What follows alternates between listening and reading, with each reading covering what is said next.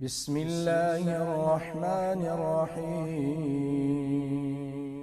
وَلَقَدْ خَلَقْنَا السَّمَاوَاتِ وَالْأَرْضَ وَمَا بَيْنَهُمَا فِي سِتَّةِ أَيَّامٍ، اور تحقیق ہم نے پیدا کیا آسمانوں کو، 7 آسمان، والارض، اور زمین۔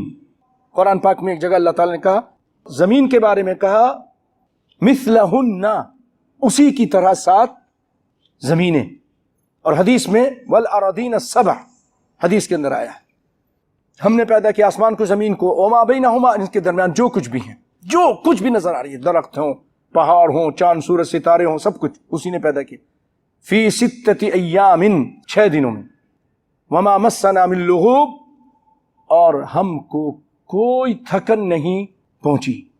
دیکھیے، یہودیوں نے کہا کہ اللہ تعالیٰ نے 6 دن کے اندر آسمان و زمین پیدا کیے، پھر اللہ تعالیٰ تھک گیا تھا، آرام کرنے کے لیے چلا گیا، فی الیوم السابع، 7ویں دن، اور وہ 7واں دن ان کا ہفتے کا دن ہوا۔ تو اللہ تعالیٰ نے جواب دیا، وما مسنا من لغوب، ہم کو تو کوئی تھکن چھو کر بھی نہیں گزری۔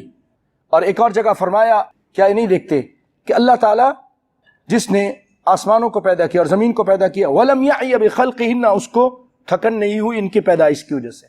7 آسمان، سوچئے تو صحیح، کتنا بڑا یہ زمین ہے، پہاڑ ہے، کتنی ساری چیزیں، جو یہ ساری چیزوں کو بنا سکتا ہے، تم کو دوبارہ پیدا نہیں کر سکتا، مردوں کو دوبارہ زندہ نہیں کر سکتا۔ تم کس غلط فہمی میں ہو کہ ہم مر جائیں گے تو ہمیں کوئی پوچھے گا نہیں؟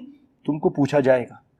فَاصْبِرْ عَلَى مَا يَقُولُونَ، اور آپ صبر کیجئے، بس صبر کیجئے آپ، جو یہ باتیں کرتے ہیں کافر لوگ، منافقین لوگ، جو باتیں کرتے ہیں دین کے خلاف، اسلام کے خلاف، آپ کے خلاف، آپ کو گالی دیتے ہیں، آپ کو مجنون کہتے ہیں، شاعر، ساحر کہتے ہیں، جو بھی کہتے ہیں، آپ صبر کیجئے۔ وَسَبِّحْ بِحَمْدِ رَبِّكَ، اور اللہ کی تسبیح بیان کیجئے اس کے حمد کے ساتھ، قبل طلوع الشمس، سورج کی طلوع ہونے سے پہلے، یعنی فجر کے ٹائم، وقبل الغروب، اور سورج کے غروب ہونے سے پہلے، یعنی عصر کے ٹائم۔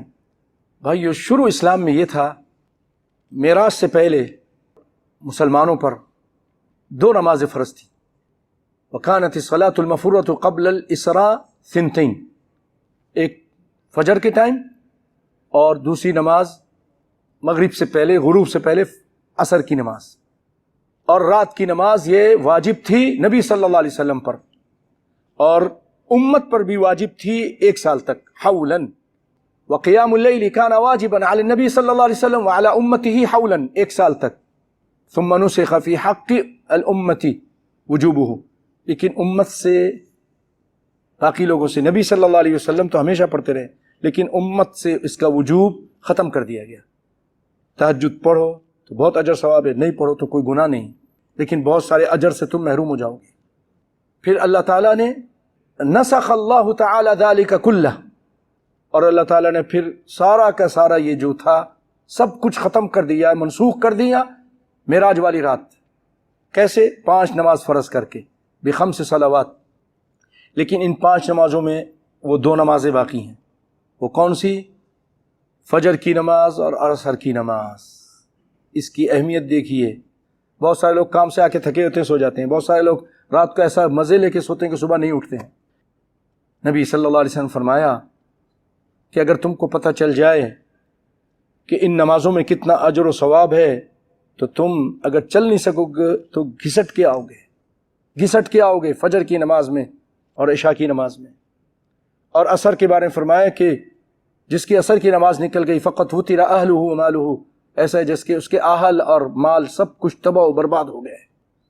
کتنا نقصان ہوا اس کو، جس کی بیوی بچے سب ختم ہو گئے، مر گئے، ایکسیڈنٹ میں تباہ و برباد ہو گئے، اور مال بھی فنا ہو گیا۔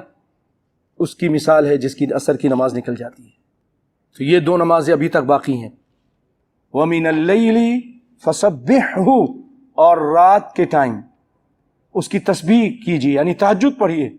وَأَدْبَارَ السُّجُودِ، اور سجدوں کے بعد، یعنی نماز کے بعد اس کی تسبیح، اس کا ذکر وہ کیجیے۔ اس کے بارے میں تفسیر ابن کثیر لکھتے ہیں، ابن ابی نجیح اور مجاہد اور ابن عباس رضی اللہ تعالی عنہما سے کہ اس سے مراد نماز کے بعد تسبیح ہے، جیسا کہ صحیحین میں، بخاری مسلم میں روایت آئی ہے ابو ہریرہ رضی اللہ تعالیٰ عنہ سے کہ نبی صلی اللہ علیہ وسلم کے پاس کچھ لوگ آئے، فقیر تھے، مالی لحاظ سے کم درجے کے تھے، آ کے کہنے لگے اللہ کے رسول، اور وہ فقیر مہاجرین تھے اکثر، کیونکہ اپنے گھر بار چھوڑ کے آئے تھے، مال و اسباب سب چھوڑ کے آئے تھے، مدینہ آئے تھے، تو کہنے لگے اللہ کے رسول ذهب اہل الدثور بالدرجات، اللہ کے رسول یہ امیر لوگ تو درجے لوٹ گئے۔ صحابہ کی، ان کی عورتوں کی بھی، ان کی مردوں کی بھی ریسنگ یہ تھی کہ آخرت کی طرف اس نے ایک 10 پارے یاد کیے تو میں کیوں پیچھے رہوں، میں بھی 10 پارے بلکہ 15 پارے یاد کروں گا۔ یہ تہجد پڑھتا میں کیوں پیچھے رہوں، یہ جہاد کرتا میں بھی جہاد کروں، یہ نبی کی سنت پر عمل کرتا ہے، اس نے داڑھی رکھ لی ہے، میں کیوں پیچھے رہوں، اس نے پردہ کیا میں کیوں پردہ نہ کروں، میں بھی پردہ کروں گی، یعنی مقابلہ کرتی تھیں نیک کاموں کے اندر۔ یہ وہ پاک معاشرہ تھا۔ آ کے کہنے لگے اللہ کے رسول امیر لوگ تو درجے لوٹ کے چلے گئے، کیسے بھائی؟ آپ نے فرمایا یار بھائی کیا کیسے لے گئے، کیا کہہ رہے ہو تم لوگ؟ کہا اللہ کے رسول جیسے ہم نماز پڑھتے ہیں وہ بھی نماز پڑھتے ہیں، وہ روزے رکھتے ہیں ہم بھی روزہ رکھتے ہیں، لیکن وہ صدقہ کرتے ہیں ہم نہیں کر سکتے ہیں، اور وہ لوگوں کو خرید کے آزاد کرتے ہیں، غلام آزاد کرتے ہیں، بہت مہنگا ہوتا تھا غلام، وہ کرتے ہیں ہم نہیں کر سکتے ہیں۔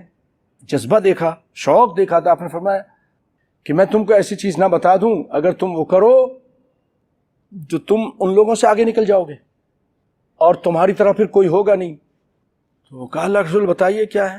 کہا تم تسبیح کرو، تسبحون و تحمدون و تکبرون دبر کل صلاۃ 33۔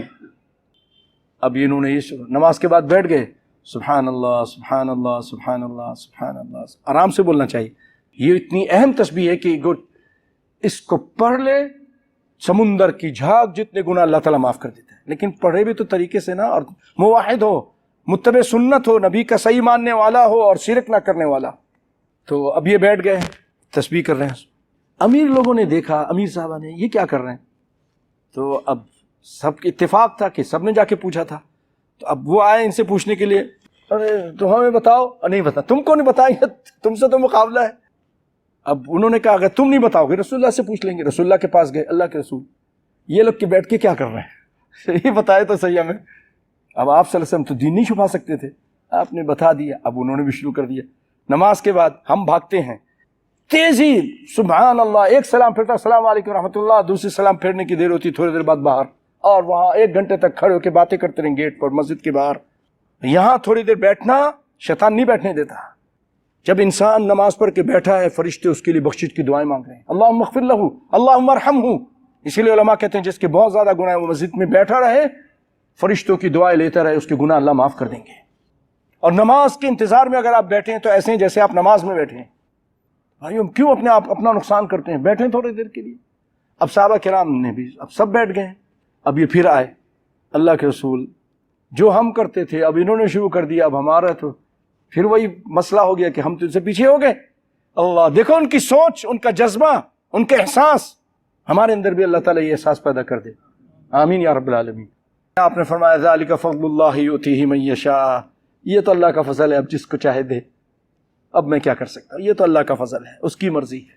اور فرمایا ومن اللیل فسبحہ وادبار السجود، اور نماز کے بعد بھی تسبیح کرنا۔ اور دوسرا قول یہ ہے کہ اس سے مراد کہ رکعتان بعد المغربی، اس سے مراد مغرب کے بعد ادبار السجود، مغرب کے بعد 2 رکعت ہے، لیکن زیادہ یہی صحیح ہے کہ اس سے مراد تسبیح ہے،